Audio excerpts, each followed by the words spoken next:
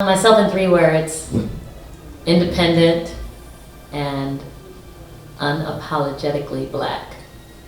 Ow. 1, 2, 3.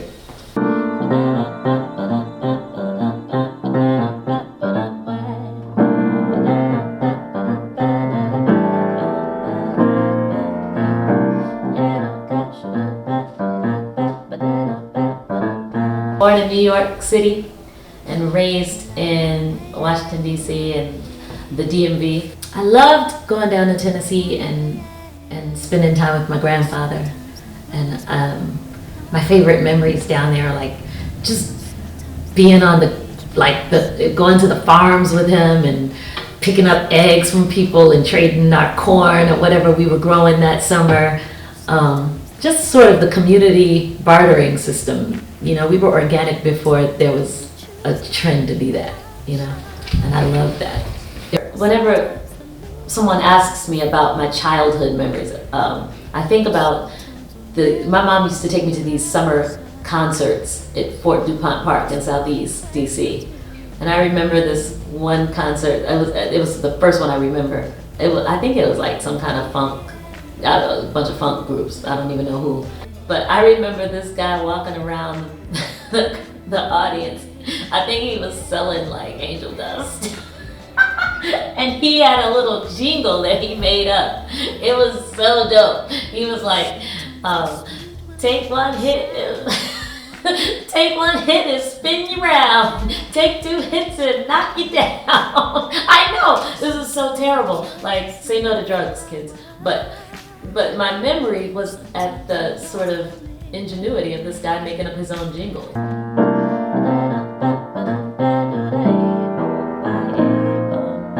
I didn't move out to LA to be a solo artist. I moved to LA to pursue a career as a songwriter. And I would write songs and demo them, and then I had this whole catalog of songs and I was shopping them around to publishing houses to try to get signed as a writer. But everybody thought that my songwriting demo was an artist demo.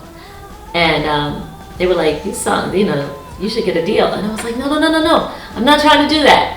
And finally I realized, you know what, maybe I am a recording artist, like, because the songs were weird. They were Cy Smith whimsy, if I could say that. So I got a deal with Hollywood Records. This is probably 98 or 99. Recorded an album with them. And the first single was Gladly. And they released the single, and the single was doing really well in like cities down south and stuff. So I remember doing a gig in New Orleans. I think that might have been my first like artist gig. And it was for this party. Child, it was like See Murder and Soap the Shocker. It was hood as F. But I hung in there. I did my little 3-song set, and yeah, didn't get booed off the stage. So that definitely cut my teeth.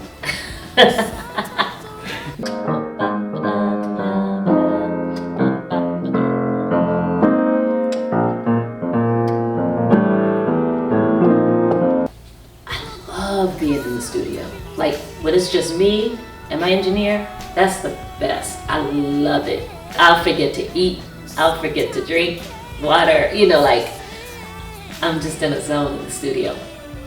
There's something about being on stage that for me is completely liberating, because on stage I'm bigger than life, you know what I mean? On stage you know.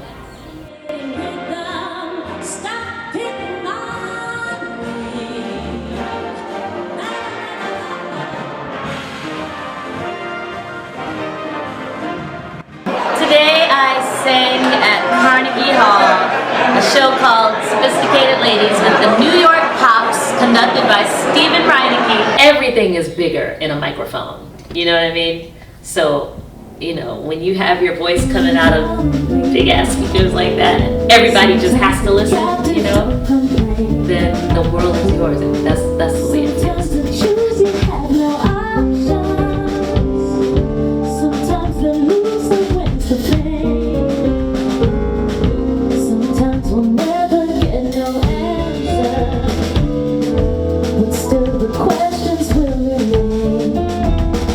sometimes being sort of what is, I guess, perceived as normal or regular or whatever that adjective is, makes you invisible. And I felt invisible a lot, you know, because there weren't little girls like me on TV, and there weren't little girls like me in magazines, and, you know, definitely not on records, and, you know, boys weren't checking for little regular girls, you know what I mean? I didn't feel special.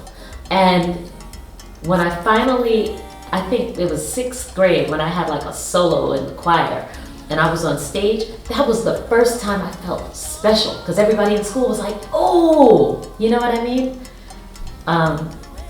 So yeah, there's something about being on stage that allows whomever it is to be special, and little black girls like me can be special on stage. And there's a moment when I'm on stage and I'm like, you have to listen to me, because I'm up here and you're there and I have the mic, you know what I mean? And everything is big, and it gives a chance for me to not be ignored and not be invisible, you know?